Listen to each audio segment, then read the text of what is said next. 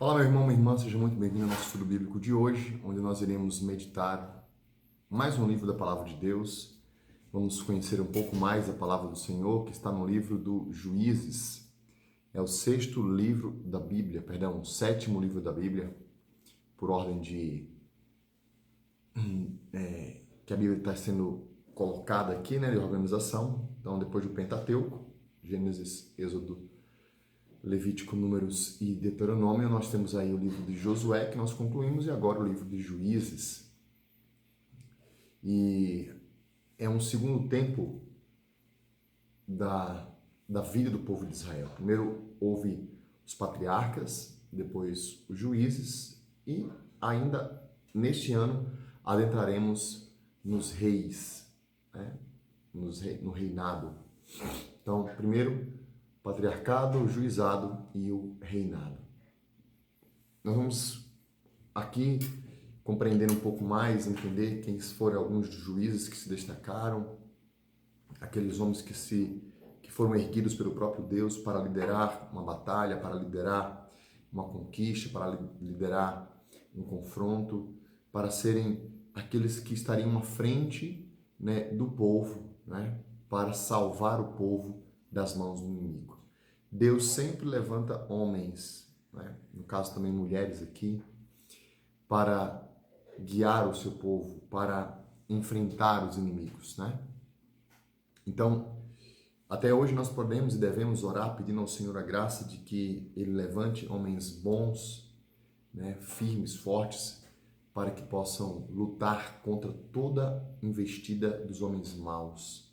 Nós temos visto aí e não é fácil o mundo que nós estamos vivendo. É um mundo difícil demais.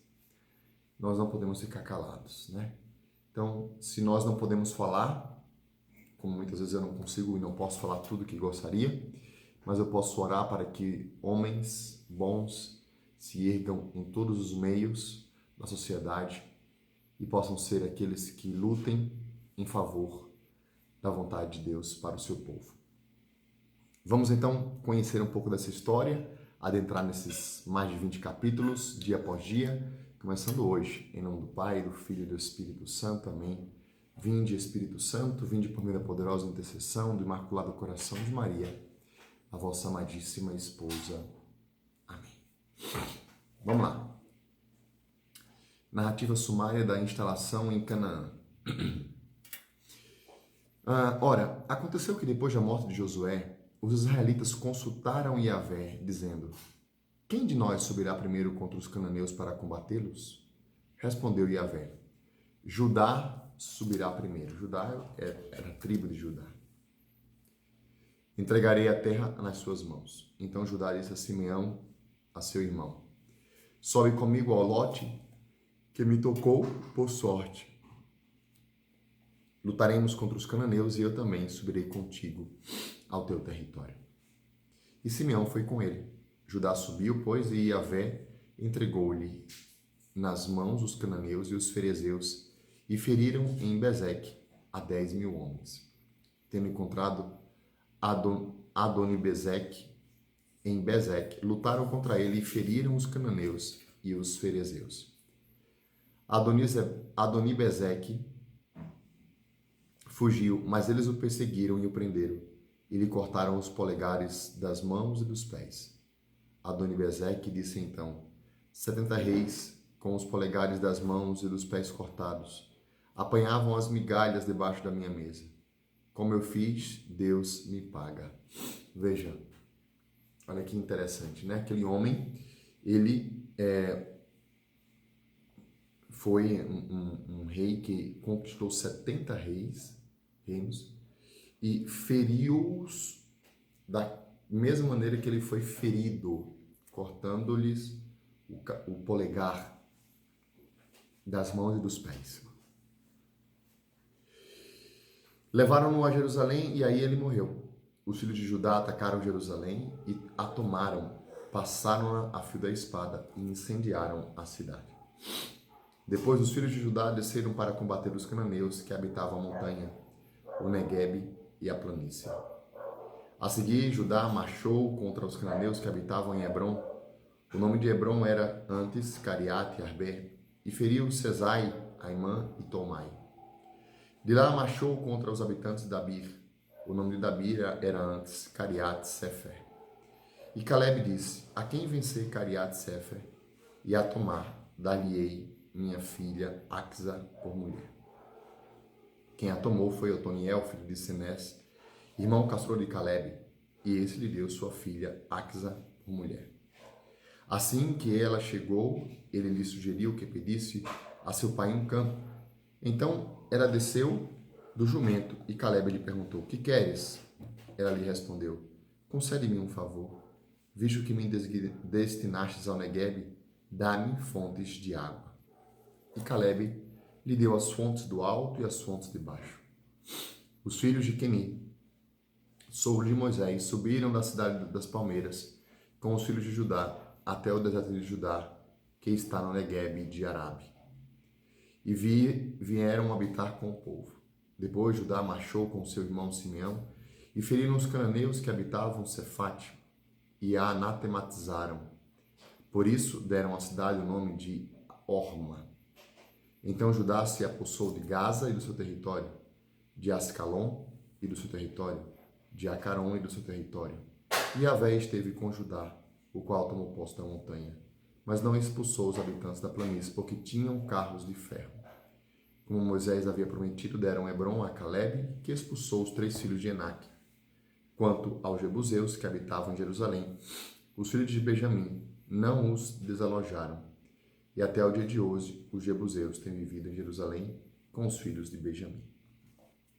Bem, veja a história sendo escrita, a conquista indo acontecendo. Nós vemos que aqui no Juízes capítulo 1 vai reunir informações que dão um quadro da conquista muito diferente do que nos refere Josué de 1 a 12, né? Então, a conquista resulta de atos individuais das tribos e continua muito incompleta, de acordo com os Juízes. As informações que a narrativa de Juízes dá sobre a instalação do povo do sul estão muito mais próximas da história do que a exposição esquemática de Josué capítulo 10. São tradições que põem em relevo o papel de Judá. Então, aqui é mais uma vez uma forma de narrar a conquista e a posse da terra prometida.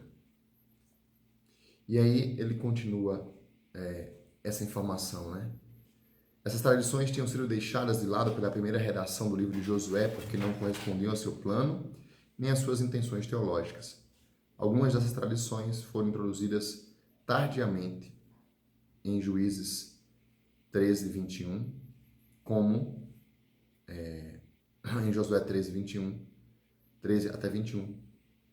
O redator de Juízes 1 recuperou essa tradição, mas aqui elas são colocadas depois da morte de Josué. Então, um pouco dessa, para a gente entender. Então, é narrado novamente a conquista da cidade, agora de uma visão diferente, uma tradição diferente.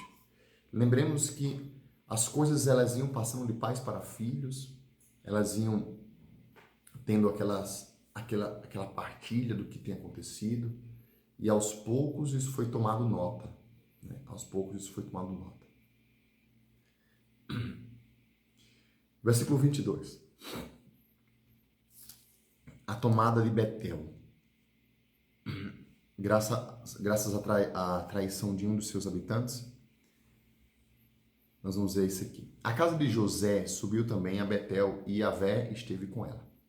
A casa de José mandou fazer o reconhecimento de Betel. O nome da cidade antes era Luza. Os que espiavam viram um homem que saía da cidade e lhe disseram: mostra-nos por onde se pode entrar na cidade e seremos clementes contigo. Ele lhes indicou por onde entrar na cidade. Passaram a cidade ao fio da espada, mas deixaram ir o homem e todo o seu clã. Então aquele homem foi para a terra dos heteus e edificou uma cidade que se chamou Luza. É esse o seu nome até hoje. Então, mais uma vez, outra forma de conquista, né? Diferente do que foi narrado em Josué. Aqui, repito, o que a gente acabou de ler também na descrição aqui da Bíblia da Jerusalém.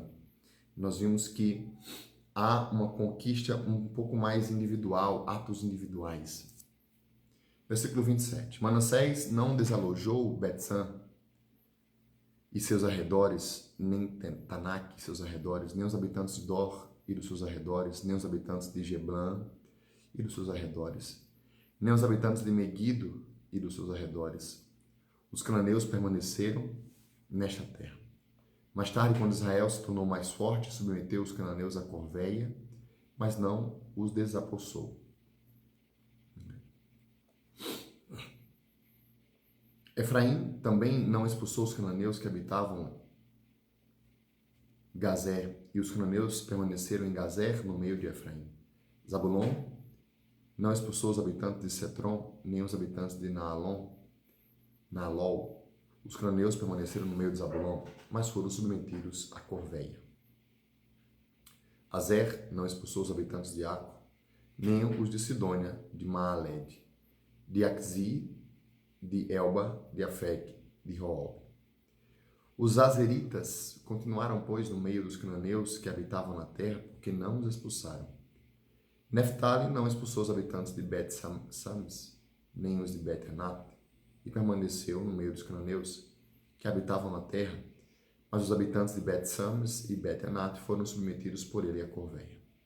Os amorreus empurraram para montanhas os filhos de Dan e não os deixaram descer para a planície.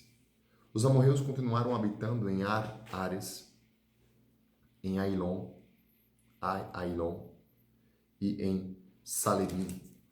Mas logo que a mão da casa de José se tornou mais pesada, foram submetidos à corveia. A fronteira dos amorreus se estende da encosta dos escorpiões até a rocha e daí para cima. Bem, aqui nós concluímos, o primeiro capítulo de Juízes. E aqui vale a pena trazer isso mais uma vez, essa descrição. Nós estamos diante de um relato, novamente, da conquista, da posse e da posse da terra prometida. E aqui o historiador, o livro, o autor dos Juízes vai narrar que essas conquistas se deram a partir depois da morte de Josué. E traz um pouco mais de atos individualizados das tribos, pelo comando, da tribo que vai ser, vamos dizer assim, fundamental, vai ter um grande nome, que é a tribo de Judá, que esteve à frente. Mas todas as demais tribos também foram conquistando e algumas delas foram permitindo que as populações que ali habitavam permanecessem, não em liberdade, mas como escravas, mas permaneciam ali.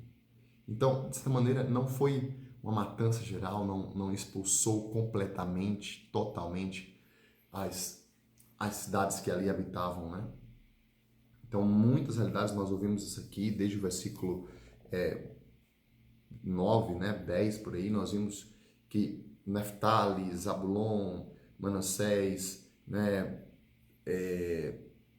que mais aqui? Os amorreus ficaram ali com o filho de Dan, a casa de José também viveu tudo isso. Então, nós vamos vendo essa realidade. Vamos entender, ou seja, o que traz isso para nós? O que isso para mim traz, para mim, traz essa realidade que nós estamos no meio dos pagãos, no meio deste mundo tenebroso, Nós precisamos ter cuidado, porque no nosso meio, no nosso todo trabalho, dentro dos nossos ciclos de amizade, e aqui eu penso que nós não podemos cultivar essas amizades, Haja visto se as amizades não me levam para Deus, não se fazem bem para mim, mas nós vemos esta realidade de que dentro desse ambiente nós estamos aqui vivendo. E precisamos ser nesse ambiente luz, sal, para evangelizar, para dar gosto, para converter, para salvar e para sermos salvos. Então, eis o nosso desafio. Não nos corromper, mas ao contrário, salgar o mundo, iluminar o mundo e gerar conversão às pessoas. O que Deus falou com você? Vamos juntos, começamos mais um capítulo, não tenha receio.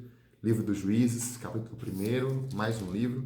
E aí nós vamos seguindo, se Deus quiser, dia após dia, 15 minutos por dia aqui no meu Instagram. Um beijo no coração, Deus abençoe você, compartilhe e até amanhã.